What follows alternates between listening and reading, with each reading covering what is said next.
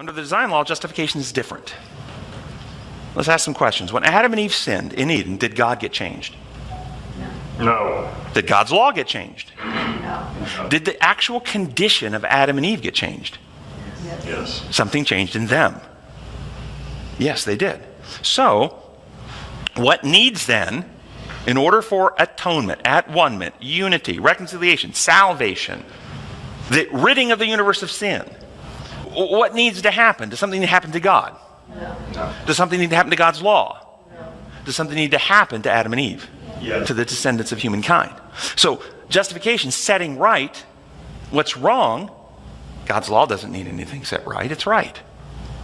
Humankind needs to have, and what are the metaphors? The law written on the heart and mind, circumcision of the heart by the Spirit, the heart of stone removed, the heart of flesh put in, on and on and on it goes. Something needs to be done to fix sinners.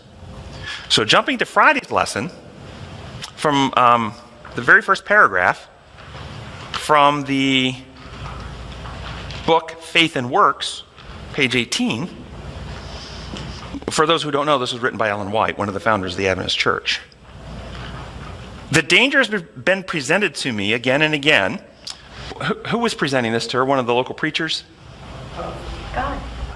So this is, for most Adventists, would assume that when she says presented to me again and again, in her conversations and prayers and meditations and so forth with God, she's getting this instruction, this enlightenment from God. This is what this implication is. Has been presented to me again and again of entertaining as a people false ideas of justification by faith. I have been shown for years that Satan would work in a special manner to confuse the mind on this point. The law of God has been largely dwelt upon and has been presented to congregations almost as destitute of the knowledge of Jesus Christ and his relation to the law as was the offering of Cain. I have been shown that many have been kept from the faith because of the mixed, confused ideas of salvation, because the ministers have worked in a wrong manner to reach hearts. The point that has been urged upon my mind for years is the imputed righteousness of Christ. So, what is being warned about here? Teaching a false view of righteousness by faith. That's what's being warned about, which dwells on law, a legal approach to righteousness by faith. By the way, another way to say righteousness by faith is justification by faith. That's the same thing. This approach to a legal view of justification by faith obstructs the gospel and keeps people from the faith. Here's another quote from the same author, Faith I Live By, page 111. What is justification by faith? I like those because it's, okay, here's an answer.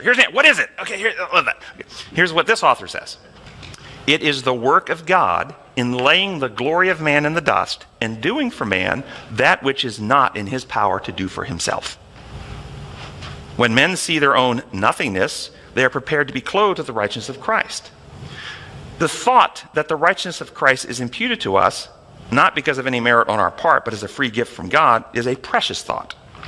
The enemy of God and man is not willing that this truth should be clearly presented, for he knows that if the people receive it fully, his power will be broken. Now, the big question we're going to go into in just a moment, as we unpack this, when you hear imputed, are you hearing it through decades of indoctrination that imputed means some legal accounting in heaven? I'm going to suggest to you that teaching is exactly what keeps people from receiving the benefit. And thus Satan's power is not broken because they teach the imputed righteousness is legal. Therefore, they're not experiencing it here. Where's it happening? Somewhere out there, in books, in courtrooms, way far away from me.